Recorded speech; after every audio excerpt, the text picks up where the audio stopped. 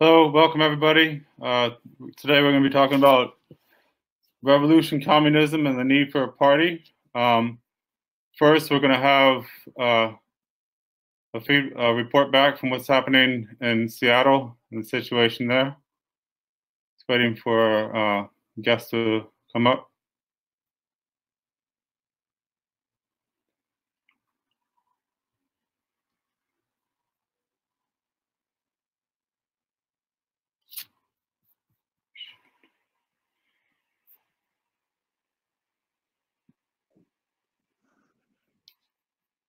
All right.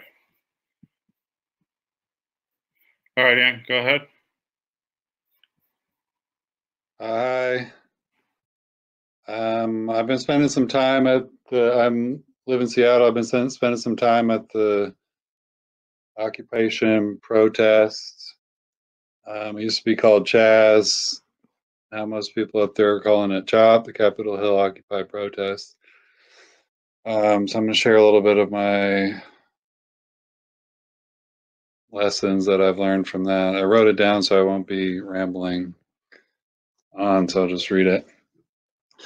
The first thing to point out about CHOP is that it's an indicator of a dramatic shift in the political conditions in the country. I assume that's pretty obvious. After the death of George Floyd, thousands of people battled the police in the streets of Capitol Hill in Seattle for several days.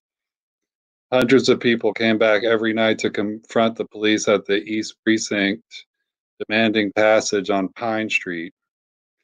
The police attacked the protesters repeatedly, unprovoked, with flashbang grenades, pepper spray, and CS gas. And finally, after 8 days of the protesters returning and standing strong, the police packed up the precinct and left, abandoning the building. The protesters immediately claimed 7 square blocks around the precinct, including half of a large park. The police and National Guard staged their vehicles and equipment in nearby school parking lots. And the next day, the superintendent of Seattle schools, under pressure from the community, told the police that they were not allowed to use those spaces any longer. The next week, educators in the Seattle Education Association passed new business items directing the union to advocate with the school district to terminate any relationships between the school district and the police department, and directing the union representative to the Regional Labor Council to vote to expel the Seattle Police Officers Union from the council. And the Martin Luther King County Labor Council expelled the Seattle Police Officers Guild on June 17th. The local Metro Bus Company also terminated their relationship with the police. They used to use them to transport police around the city and to transport protesters when they were arrested. They no longer will do that. For a couple of days after the initial retreat, police continued to occupy the precinct building, but under continued pressure from the protesters, they have now completely abandoned use of the building. Protesters have held the space at CHOP, 7 blocks of prime real estate in one of the wealthiest cities in the world, for almost 2 weeks now. Police do not come to the space. At the same time, there have been scores of marches and rallies around the city, ranging from hundreds up to the largest, which had about 60,000 people at it. And there's no sign that these protests will abate anytime soon. At CHOP, it's been an interesting social experiment. It's been a leaderless space. Several individuals and small groups have attempted to establish leadership through charisma and social capital, but none of the would-be leaders have very much political experience and have a very limited political education. There is a truism in the space that people ought to be following Black leadership. This has led to large groups of white people. Seattle's about 65–70% white. The Black population here is about 7% of the city. So there's this truism in the space that people ought to be following Black leadership, and that's led to large groups of white people backing some really bad decisions made by people anointed as leaders simply because they're Black. Early on, demands were created and agreed upon by enough people that they've become the unofficial reason that the occupation continues. They are reform demands. There's 3 of them: defund the SPD by 50%, give that money to Black and brown communities, and amnesty or freedom for all the protesters. About a week in, the city played on the divisions and lack of clear leadership to co-opt the space. They installed new barricades that made it much more difficult to protect the space from attack, and much more difficult to make it a disruption to business as usual, which would seem to be the point of occupying the space in the first place. The city did this without making any concessions on the demands, and in my estimation, the occupation gave up all or most of its leverage at that point. They do still hold the precinct building, but it's unclear how committed the group there is to defend that if the city decides to take it back. The growing group has begun marching from the CHOP to the West Precinct daily, and there seems to be some energy for a potential occupation there as well. The CHOP has also become a magnet for armed fascists and other right-wing individuals and groups. Washington is an open carry state, so there are regularly armed protesters and others moving about in the space. Small groups of Proud Boys, armed and not, have made appearances, and there was one armed attack where a man drove his car into the protesters and shot somebody in the arm. There have also been at least 2 other attacks around the outside of the space by Proud Boys on protesters and/or Black people.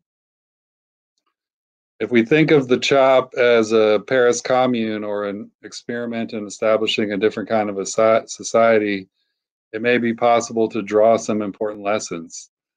First, people can quickly develop support systems to take care of each other without leaders. They can do this using the concept of mutual aid. People in the space have quickly developed systems for feeding, clothing, and otherwise supplying people. Volunteer medics and mental health teams have emerged to keep people safe. There's attempts to create space for political education with varying success. Different groups and individuals have worked to develop programs including speeches, music, and discussion spaces. There's a community garden that's sprung up, turning out a large portion of the park into a space to grow food and herbs, and another crew has self-organized to clean up the space and organize trash removal from the space. And community-generated funding supports maintenance of portable bathrooms. The second lesson I think may be possible to draw is that if masses of people are not committed to the same basic principles and do not commit to defending those principles, to living them and taking responsibility for them in the space, it'll be very difficult to maintain. Structures of power are quickly reasserting themselves. Security teams are starting to act more and more like mini police forces. There's not broad agreement on the purpose of the occupation, and people coming to or living in the space have varying commitments to any purpose. A lot of people are there as tourists. There are attempts at general assemblies, but without commitment to any shared norms, they quickly devolve into battles of egos and battles for the spotlight. Third, being anti-racist is not enough. There's a tradition or a culture in the space to lift up and prioritize Black voices and Black women's voices. This is often done uncritically, and people end up hearing from and taking leadership from Black men and women with reactionary politics. I do not know, I haven't learned yet how to navigate that space. When a Black man who had taken on leadership in one of the security teams decided to escort 2 police officers early in the occupation, they wanted to access the space. There's a big crowd of people trying to keep them from accessing the space, and he waded through that crowd and escorted them through the crowd and allowed them access to the space. When I tried to challenge that, I was shouted down by the crowd telling me that I needed to take leadership from Black people. Finally, the tension of the occupation and the need to attend to so many threats, conflicts, and problems makes it difficult to broaden the focus of the discussions that people have. While many people there want to imagine a different sort of society, there are the immediate needs to consider. And with so many differing opinions and analyses, there's not a foundation to build upon, or it hasn't emerged yet. Yes, everyone in the space agrees that Black Lives Matter, but that is a superficial and cliche at this point. So in general, the space is unstable, and making substantial commitment to it feels risky. In that way, it's attracted a host of mostly young people with little organizing experience. On the other hand, it has politicized a portion of the unhoused population. Many of the people living and participating in the space are victims of the housing crisis in Seattle and have been living outside before the occupation. They now have a space that is committed to protest, free from attacks or harassment by the police, and their basic needs can be met. In the final analysis, it does not seem to be sustainable, but its existence is added to a political climate in which the building of a revolutionary movement feels possible. And the extent to which it can be sustained will provide more useful lessons to the revolutionary movement. And that's the end of my presentation, and Philip is going to share next. Hey everyone, welcome. Thanks Ian for that update. I'm coming to you live from Washington, DC. Let me go ahead and share my screen. All right. Cool. Sean, could you put the focus on? Cool. Awesome. So my section is going to be discussing why do we need a revolution as opposed to reformism, and specifically why we need a revolution against capitalism. So first, I kind of want to discuss what is a revolution. I stole this definition from Wikipedia, and it gives kind of a political general idea of a revolution. It's a fundamentally and relatively sudden change in political power and political organization, which occurs when the population revolts against the government. And this definition of a revolution has been used and applied to many different political movements, namely revolts against colonial powers like in the American and Haitian revolutions, and also against monarchy, as in the French Revolution. But I think specifically we need a revolution against capitalism, and that's something that those previous revolutions did not provide. So now let's look at a more specific communist definition of a revolution. Marx originally theorized that all class societies were dictatorships, and they were considered dictatorships because they used state power to maintain their rule using laws, prisons, and violence. In this context, a revolution really means overthrowing the class in power.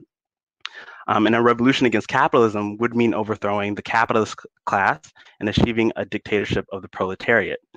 And as the revolutionary communist leader Mao Zedong once said, political power grows out of the barrel of a gun. A revolution is taking power by force and often violently. It is not trying to adjust the system or trying to fix it. Which brings me to a statement that revolution is not reform. Essentially, reform is about building a system. It's about making tweaks and adjustments, devoting more energy or resources to a system in hopes that it can be fixed. However, revolution is about destroying or abolishing a system and then replacing it with a better solution. Often in day-to-day organizing, this distinction is not the easiest to make. So I want to bring up an example to kind of highlight some of the strategic differences between a reform work and a revolutionary work. And so I want to talk about the struggle against police, most recently in the past couple of months. And for example, it's been 3 months since the murder of Breonna Taylor. It's been a month since the murder of George Floyd and Tony McDade, and about a week since the death of Tony Salau. And even during the pandemic, we know the police continue to murder and incite violence.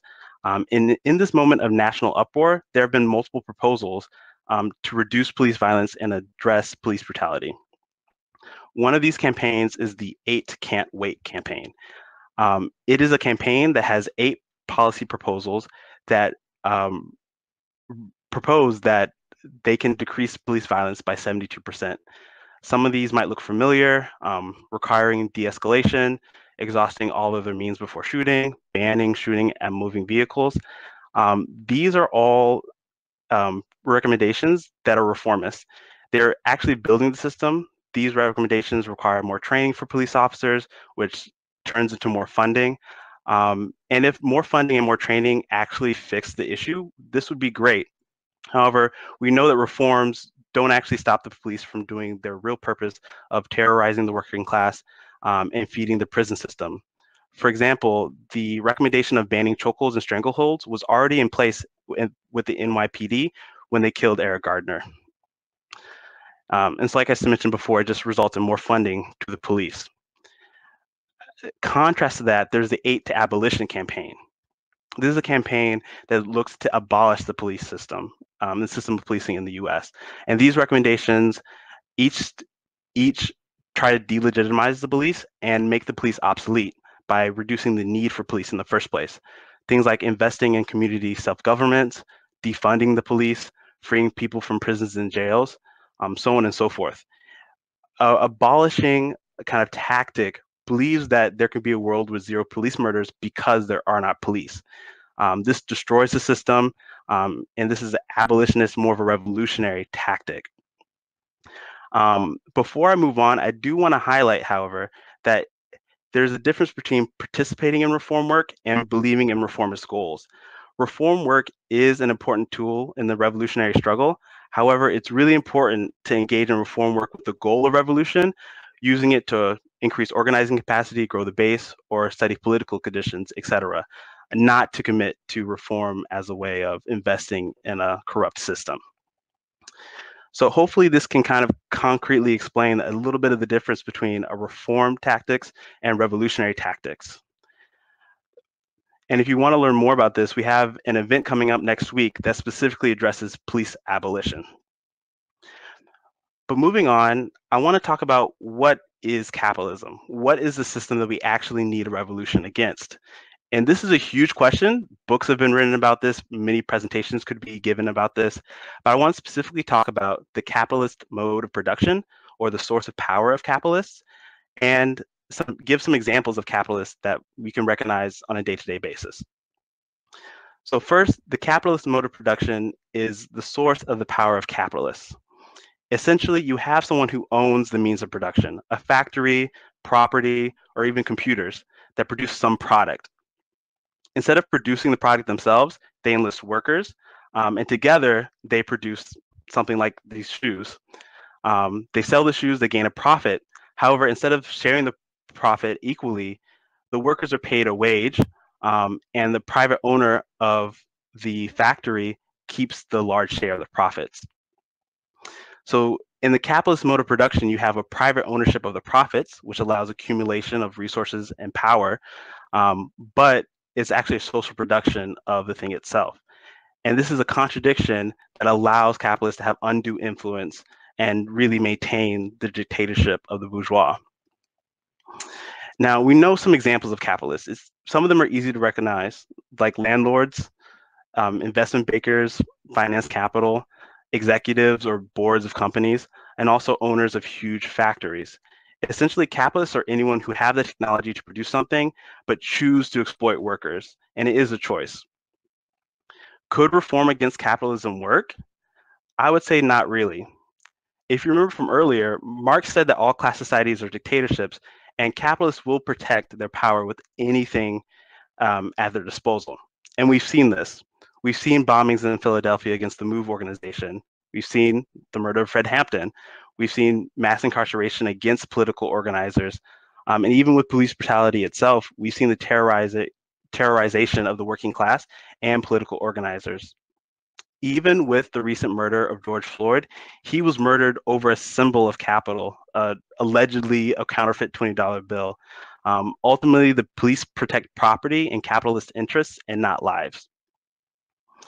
So I don't think capitalism can be reformed.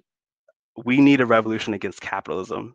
And I hope in the short time that I've convinced you of the same. Up next, Ben is going to talk about why we need communism. Thank you.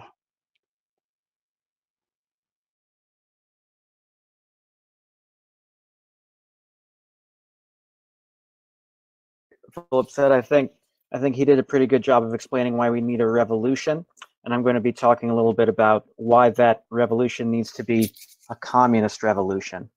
The first thing I'm going to talk is about is a little bit more about capitalism. Now, the main problems with capitalism are that it is an economic system of production that's driven by profit.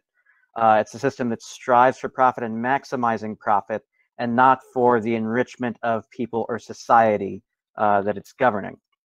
And under a system where profits mean paying workers less, there's always a downward pressure on wages, because paying people less means that you're intrinsically maximizing your profits, you're making more.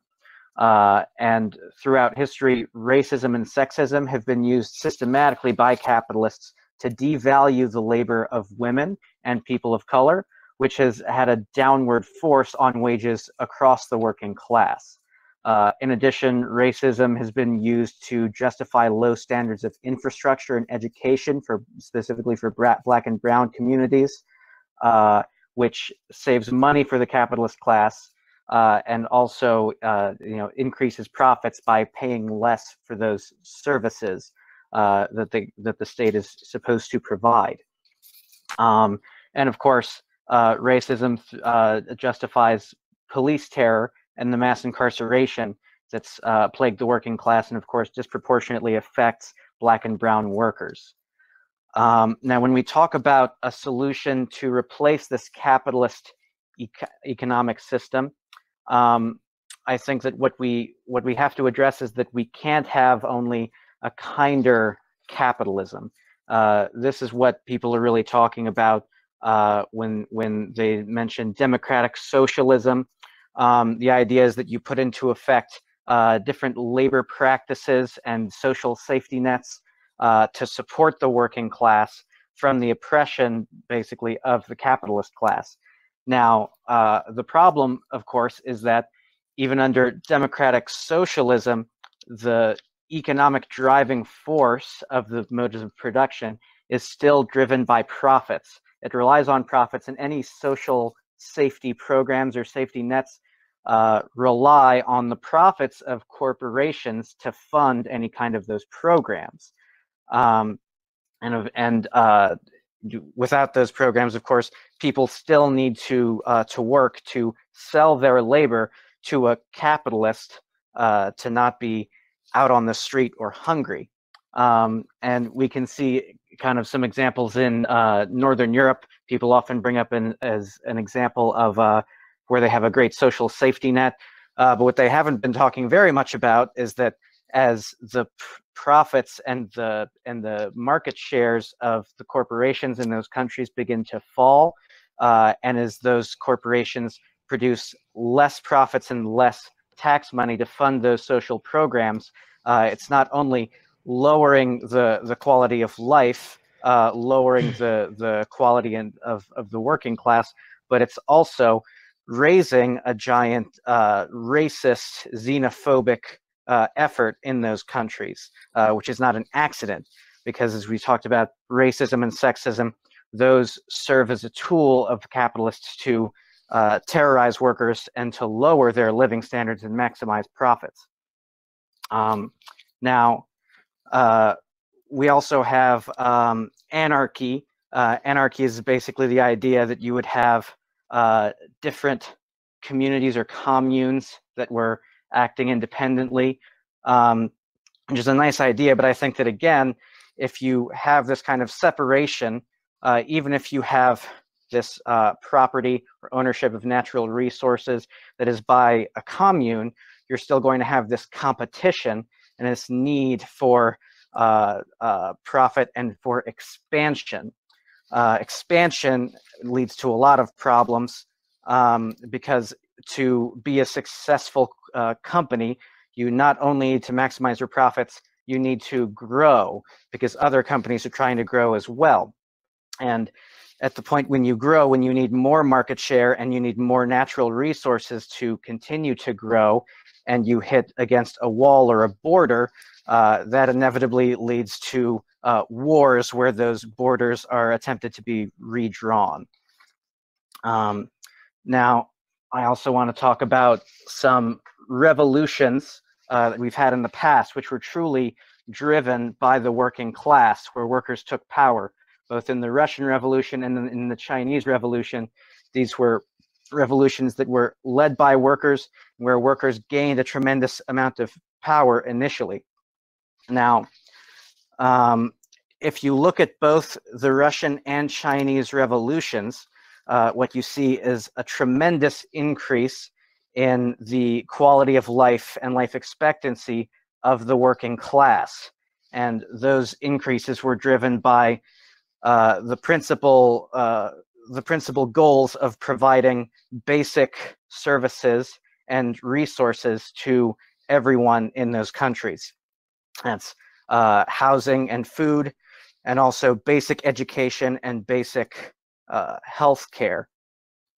In fact, if you look at the life expectancy in China, it nearly doubled, rising from 35 to 65 in about a span of 15 years after the Chinese Revolution, which relates to a massive increase in basic health care for everyone, including rural communities that were quite underserved initially.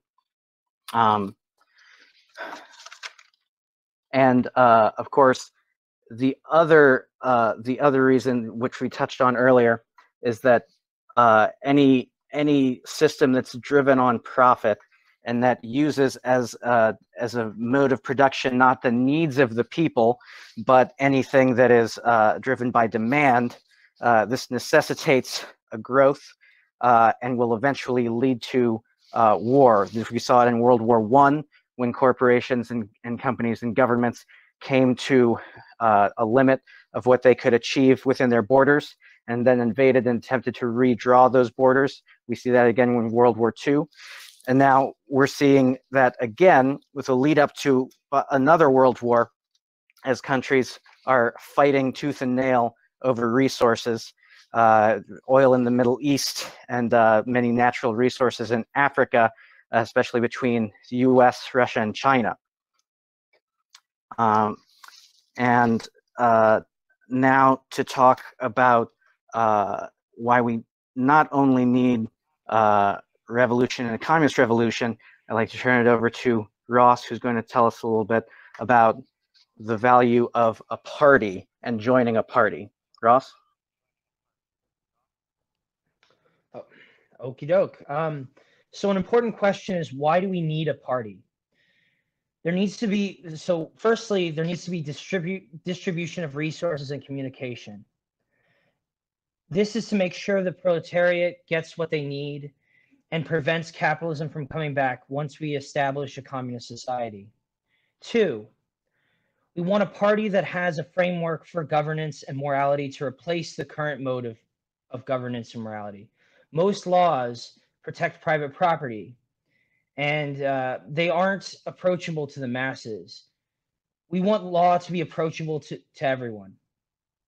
3, we need a plan which has an international perspective that involves organizing the working class. Beyond being self-evident, we understand that the ruling class is organized to exploit us indefinitely, and this can only be destroyed through an organization. In addition, we understand that mass parties are better than the vanguard parties. We know that all working people can understand communist principles and don't need a rigid hierarchy that prevents people from participating. Historically, the Chinese and Soviet movements didn't strive to involve everyone in the party, and this was part of their failure. Allowing bureaucrats to decide the fate of these movements led to more gains for the bureaucrats, to consumerism, and eventually to reinstating capitalism. They won people to specific gains for the working class, not actually winning them over to communist ideology. We need to get rid of individualistic motives and replace them with communal ones. The Progressive Labor Party practices democratic centralism. Democratic meaning that there are democratic procedures to decide the party line and actions, and centralism is the unity of local and regional governing bodies. where there is no separation of powers and decisions being carried out by all members to the best of their ability. With lower bodies giving deference to higher bodies, such as a central committee, which has the input of everyone in the party. We need a party because there needs to be some decision-making that synthesizes the party's knowledge, the party members' knowledge. There is no one who is all-knowing and has the perfect line. Thus, we try to approximate that through debate and democratic procedures. The proletariat needs a party to organize strikes and organize in the military. Macro strategy has to be considered. We need a multiracial, disciplined, organized, and militant party, which has a mass base within the working class. Our party needs to represent the needs of the working class. We need a party that provides leadership and has a good line. The institutions that we make as communists will reflect the communist society we desire to build to the best that we can under capitalism. So we need a party, we need a revolution, and we need communism. And now we open up to questions.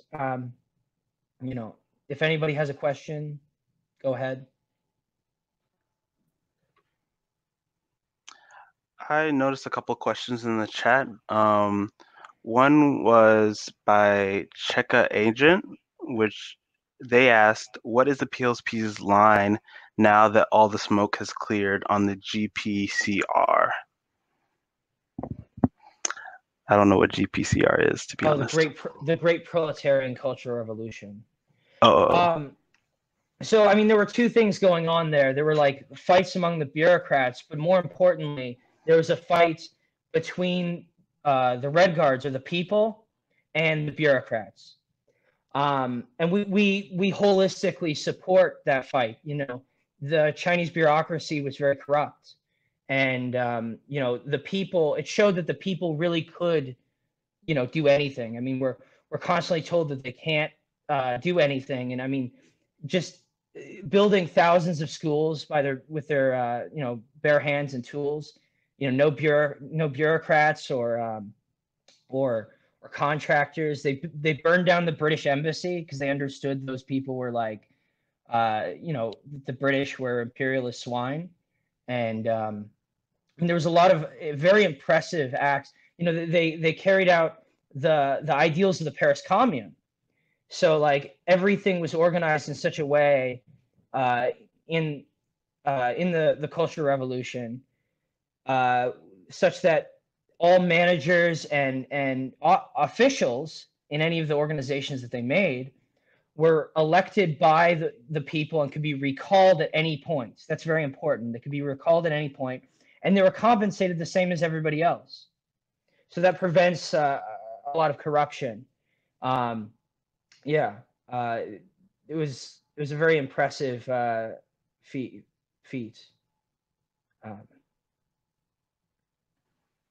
Cool. Thanks, Ross. Go ahead, Ben. Yeah, I want to cover this question on the wage system. Now, what happened in both the Russian and the Chinese revolutions is that with the best of intentions, we can see the saying is hindsight is 20/20. What happened is that both of those revolutions preserved key parts of a capitalist economy. Namely, they preserved the wage system and a wage progression, although it was much smaller than the previous capitalist societies that they were replacing, and also commodities being produced for sale. And what happened is that over time, the working class lost ground and lost power as those wage differentials, although they were lower, over time managed to help some people who were being paid more for what were considered, rarefied skills, managed to accumulate wealth and eventually create a new class stratification according to those wage progressions. And we see a similar thing happening in China. So to have a true capitalist economy, not just a socialist economy like they did in China or Russia, what we're proposing is an end to the wage system, a production of goods according to people's needs, as Lenin said, of course, to each according to their need, and from each, what we would say is according to their commitment. And through that system, where no one is getting more for having a different set of skills or you know, a more rarefied or technical set of skills, we can end this class system and ensure that we don't have this new system of class stratification that arises from it.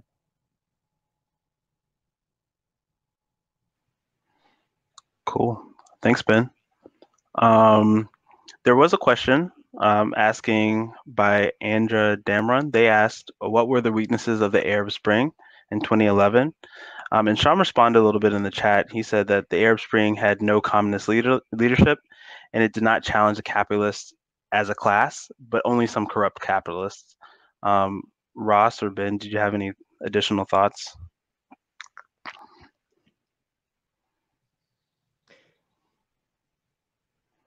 No, I mean, it was holistically within liberalism. I mean, you know, like they just kind of changed leadership. It wasn't communist. Yeah. Yeah. I think Sean put it pretty nicely. Yeah. Yeah, and I would say that there was no attempt. Yeah, there was no attempt to change either the governmental system or the economic system. You're merely putting one set of corrupt governmental leaders, you know, taking them out and replacing them with another. And what people in that movement, which was a mass movement, and you know, was very admirable, you know, the knowledge that they lacked was that it's not just the people at the top of the ship that are the problem. It's the whole ship, that is the political and the economic system driving it. Right. Sean asked, how can I join the party and what is required of membership? Ben, Ross? Yeah, I would say to contact a party member. We have a lot of study groups going on. There might be a study group in your area, and we're doing a lot more online study groups in these days of lockdowns and everything. Perhaps whoever gave you this link would probably be able to point you in the right direction, and you could see if that's something that you were interested in. You know, party members in general, you know, there's a certain level of commitment to actually being a party member. You don't necessarily have to agree with everything, but you know, there are certain things that are required of members. We would never allow someone who was, of course, openly racist or sexist to join the party. In general, it's you know, it reflects your level of commitment to communist revolution and to building a new society. Somebody asked a question about people's protracted war that's going on, you know, with the various Maoist parties. I think one of their main problems is that they don't have a mass party to the same extent that we try to do. It's very like, you know, there's very much of oh, we are leading the masses, you know, rather than trying to be part of the masses and mobilize the people that way. Yeah. Could you speak more to why the PLP has the line of needing a mass party versus a cadre or vanguard party? So basically, we want to make sure that we get as many people won over to communism. Like in our current society, for instance, everybody's a liberal. Like our liberalism has been established. You know, capitalism has been established. Most people respect liberalism. So we're trying to make it so that everybody is won over to communism.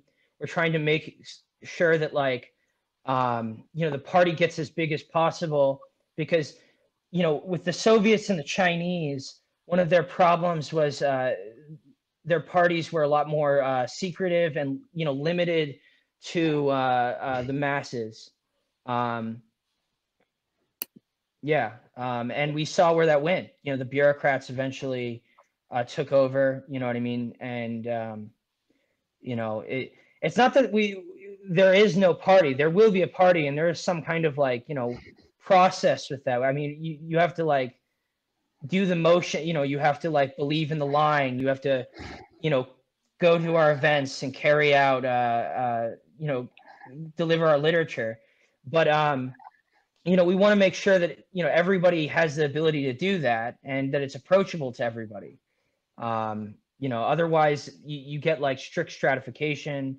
And I mean, in Russia and China, they didn't have, it was like less than like 2% of the society that was actually part of the Communist Party. So part of what we were talking about when we're talking about a mass party is we want to win a large percentage of the population to be dedicated to fighting for a communist ideology and trying to set up and successfully build a revolutionary movement that will be successful in establishing a communist society once we have things set, once we take power, because the struggle will continue as we go on.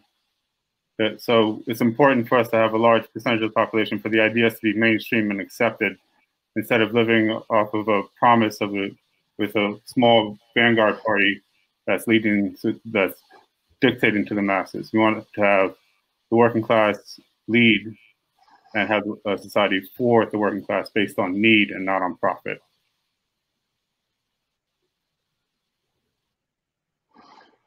There was a question about what is the key idea of how local economies should be revived? Like, how will wealth inequality become balanced? Will Bitcoin play a role in this? And what role will local, regional, agricultural play in this? Well, I think go ahead, Russ. Go ahead. Well, we're trying to build a society without money. So Bitcoin will not be involved. Yeah. But, it will be about trying to each according to need, you know what I mean? That everybody will contribute for the community and everybody will receive what they need, They have like a lot of new, and I think. Go ahead. Go ahead, Ben.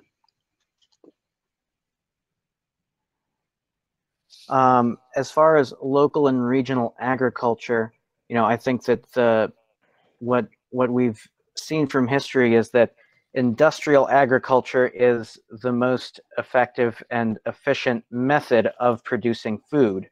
And of course, there are some of those methods have disadvantages in terms of the environment.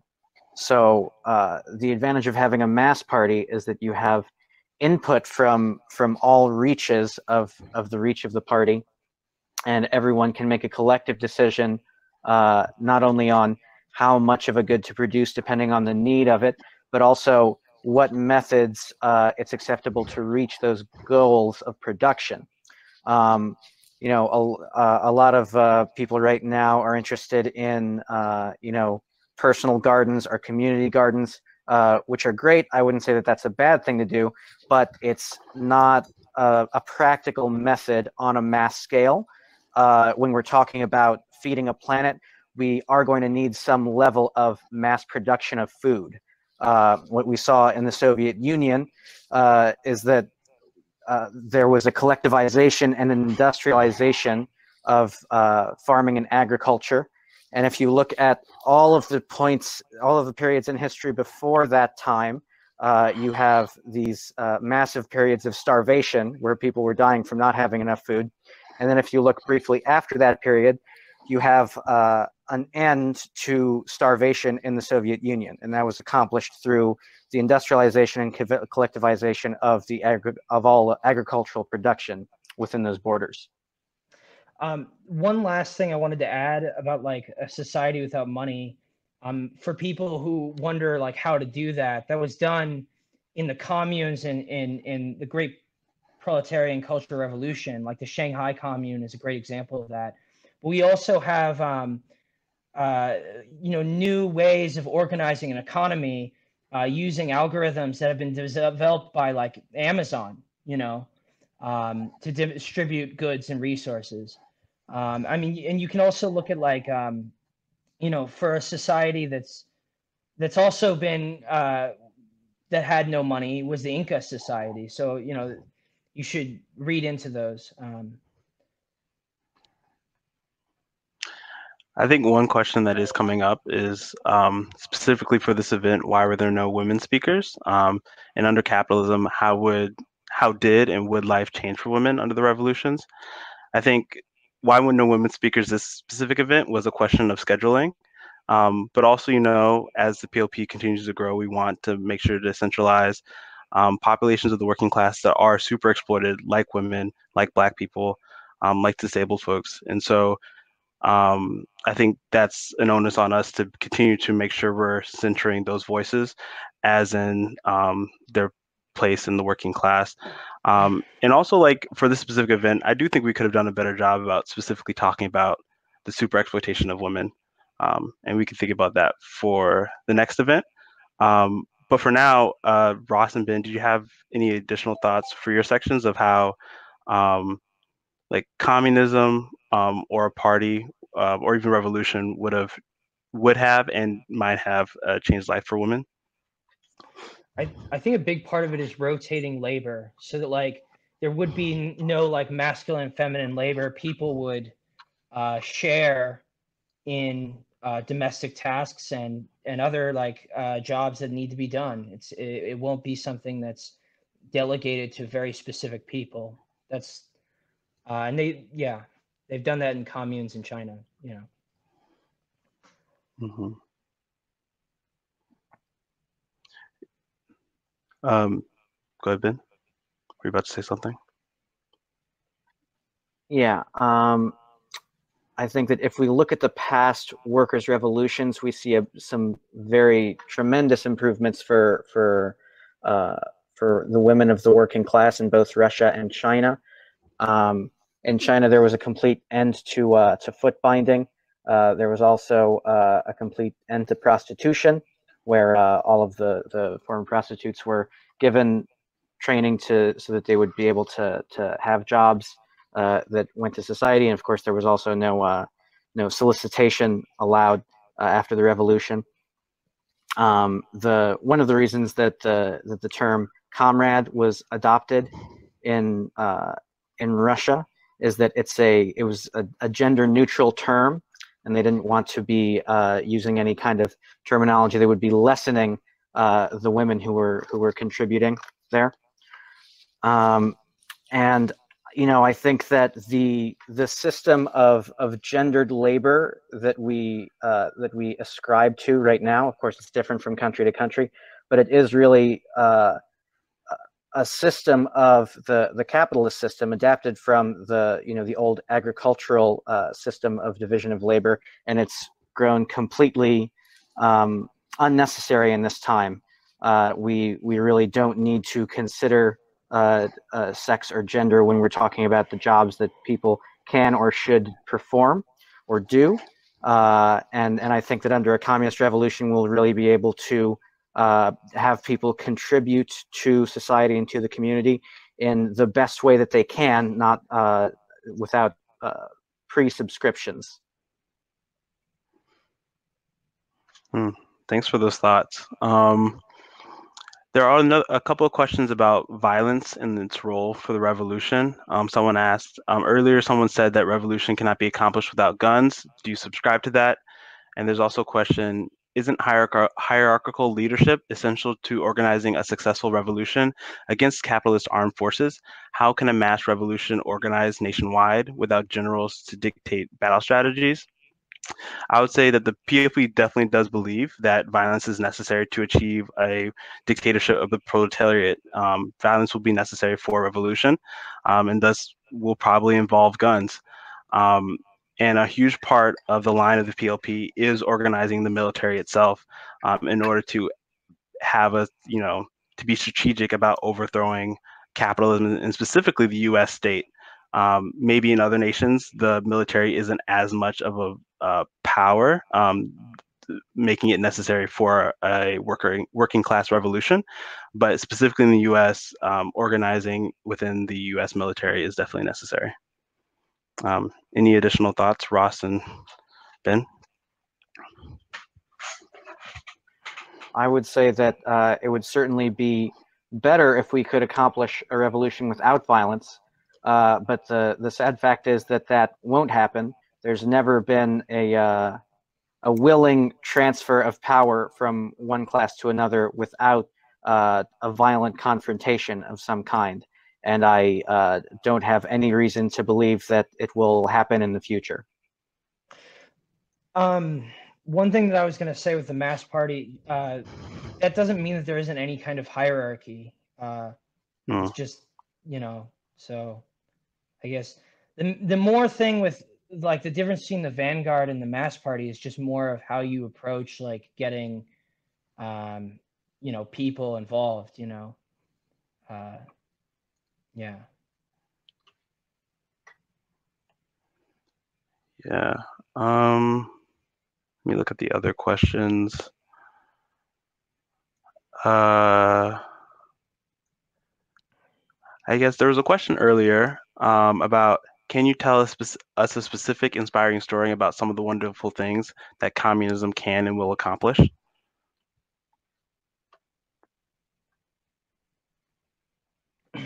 Yeah, I can just give an example. And this is similar to the question about agriculture. You know, after the Chinese Revolution, there was this massive increase in quality of life and in life expectancy, which led to a massive need for an increase in food production, which was accomplished in a really massive way. And it's really inspiring the way that, you know, people were able to work collectively towards these goals. But I think that a really special example is there was a disease that had a lot of outbreaks in China called schistosomiasis. And after some research, it was discovered that this disease was actually caused by a parasite that lived in river snails. And the first plan to take care of this disease was this kind of ridiculous pie in the sky idea of taking, you know, thousands and thousands of workers and having them wade into the rivers and picking each snail individually out of the river until there were none left for this parasite to take hosts in. And the idea was that that would rid the country of the disease. And that first plan worked. It worked perfectly because after the Chinese Revolution, there was this incredible collectivism that it's hard for us to imagine today, really, because the amount of you know, capital value of some kind of social program like that, where thousands of people march into the river and pick snails out of the water, it seems ridiculous to us today that that would be that could be done or that it would work. But it did, and schistosomiasis was eradicated in China under that program.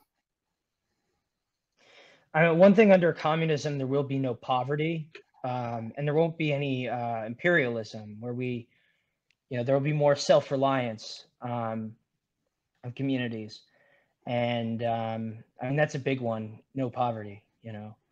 Another thing is like there'll be way less alienation because there will be a lot more, you know, workspaces will be a lot more communal and involved in their work, like, you know, making decisions in the workplace. That's a fundamental in of communist ideology, is that the workers are involved in the decision making in their workplace.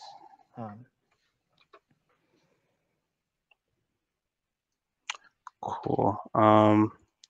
Let me see if I can share my screen. Oh, no, I can't. Okay, never mind. I had this graph up of exactly how much the life expectancy increased after the communists take power in China. And it's really, like I think Ben was mentioning, it's really incredible to see that, you know, under organizing the productive power of the working class towards people's needs really will make a huge difference in people's lives. And that's, you know, most of what I'm looking forward to in a communist revolution. Moving on to more questions. There was a couple questions about including more older or experienced comrades in presenting this analysis. To that, I would say we've had past events where older and experienced comrades have been able to help out and provide their analysis. I know there are a couple online. Sean is helping us organize this event, and they've been helping us in the chat and in the questions be able to present their analysis as well. We're all still learning and growing. And I think, with upcoming events, we'll definitely be able to include that perspective as well with our events. As far as why there are no women comrades or older comrades in this presentation, there's a practical limit to the number of people we can have presenting at once. And if you'd like to see our women comrades and our older comrades, you should tune into our future events because it's rotating all the time. This time it was our project. Uh-huh. Are we done with questions? Because I saw one more that I wanted to answer. Go ahead. You can pick out that one. So somebody was talking about the backyard furnaces and the Cultural Revolution. So that's not the Cultural Revolution. That was the Great Leap Forward.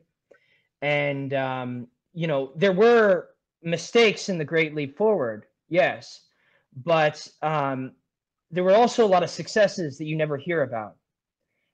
You constantly hear about the backyard furnaces, but you never hear about, they built thousands of dams, dikes, and water reservoirs, the people themselves, and factories. And those were huge successes. And part of the backyard furnaces, while they weren't, that was obviously a mistake. That's part of the learning process for industrialization. Yeah. So, I really do believe in, the people being able to do things in mass. It's not just about some technocrats. And, we have learned more from the past. There's a lot of, the history of industrialization and mechanization has really taken off since then. And, we have a lot of literature on that and computer science. So, it's amazing what we can do if we really put the history of the fruits of labor to work, Yeah. Mm-hmm. So we're going to wrap things up. I have one last question here from the chat. But thank you all for joining us and for listening to us and engaging with us. I think it's been a really great discussion. I've been able to learn a lot myself from these questions and the discussion in the chat. But the last question, what is PLP doing now during COVID and protests around racism explicitly to build the party and win people to see the necessity of a party? From my perspective, definitely having more events like this, we've been able to shift from having in-person discussion to hosting virtual events to really try to get the PLP's ideology out there to help to try to convince people that we need, a revolution against capitalism. We need to replace it with communism, and we need a party to accomplish that. We've done some events in the past around healthcare, around updates from other chapters across America, and those should be available on this account in Crowdcast. And also coming up, specifically addressing racism and issues that affect Black and brown populations. We have next week, I believe, is the abolition of police, and the week after that is the abolition of prisons, and how those are specifically parts of the struggle against capitalism. Ben and Ross, do you have any additional thoughts? We had a whole video on racist state violence. That was our last video, I believe. Mm-hmm. If you're interested, and you can look that up on YouTube. And also, a couple weeks ago, we had that discussion specifically about COVID and the failings of capitalism and how communism would lead to better health outcomes. Yeah. The events that are coming up next Sunday is at 2 p.m. Eastern, and the one on the following Sunday, we haven't yet determined the time. It'll probably be at 4 p.m. again. You can follow us on Twitter at PLP Challenge. Our links are in the description, and they should be in the email that you received. we'll follow up with all you guys. Thank you all for coming out today and participating. And thank you, Philip, Ben, and Ross for presenting today. Thanks, Ian, for presenting if you're still around. So let's go out there, fight for communism, and build a revolution. You know, do it. Let's do it. Dare to struggle, dare to win. Yeah.